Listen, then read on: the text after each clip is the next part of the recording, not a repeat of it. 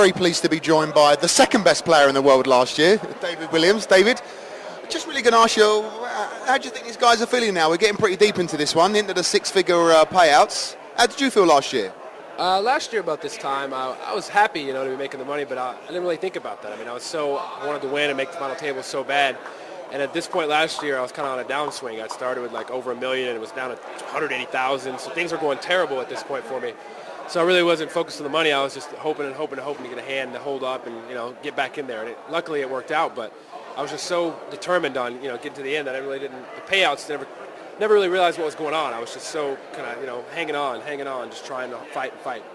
So I remember on the ESPN coverage, he was all in against Dan Harrington with, I know he had a gut shot up and down and all kinds of things, and that was a real low point for you when you basically was all in against him, and from there it really turned around, didn't it?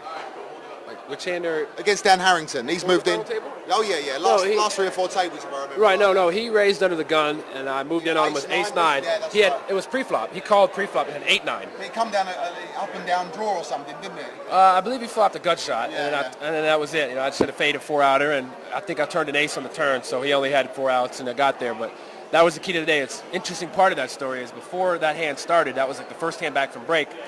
I go to Marcel, and my hand chips are real low, and I'm asking for some words of encouragement.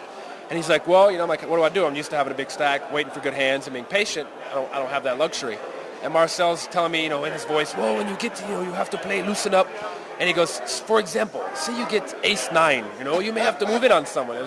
So we go back. First hand, Dan Harrington opens under the gun, something very early. I look down, I have ace-9. And normally, I'm pretty scared, pretty tight, I just throw it away.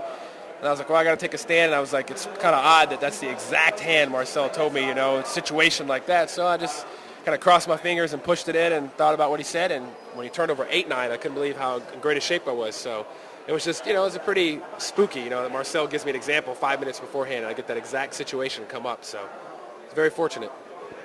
What have you done with the money this year, if you don't mind me asking? It's been over a year now since you came second. Any elaborate spendings of the cash? To be honest, it's kind of funny. No real spending. Like right off the bat, I helped out my mom and grandparents, paid off her house, and got her a car and things like that. But I didn't buy myself anything until this May. I finally bought a car. I bought a Mercedes. And other than that, I still got it all just sitting around, just waiting to play poker and buy a house here in Vegas. Are you a cash game player? No, I like tournaments so much, and the way the tournaments are now, there's a tournament every week. I mean, there's another one at the Bellagio next week, then one in Paris, then London.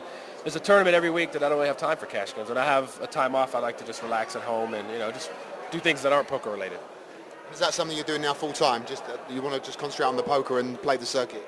Yeah, I mean, I'm lucky enough to have the money to be able to just play tournaments. So when I don't play tournaments, I can sit at home and just, veg out and do nothing. So for now, at least. I want to start a business someday, but I don't know what kind of business or when. I'll figure that out later, I guess. You funking for anyone in there in particular? Someone you want to see win? Yeah, Phil Ivey. He's a real good friend of mine, and he's had some tough luck at final tables lately. I mean, he's probably the best in the world. A lot of players say that. He keeps getting to the final table, and then just things don't go his way, and he keeps coming in 4th, 5th, 2nd to Lissandro and Tahoe, So I really want to see him. This would be a great event for him to finally turn it around and win. And he's a good friend, and it couldn't happen to a better player.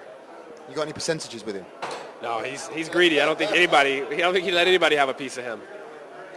David, thanks very much for your time, and good luck the rest of the year in the rest of the tour. Thank you. Thank you. Thanks, David.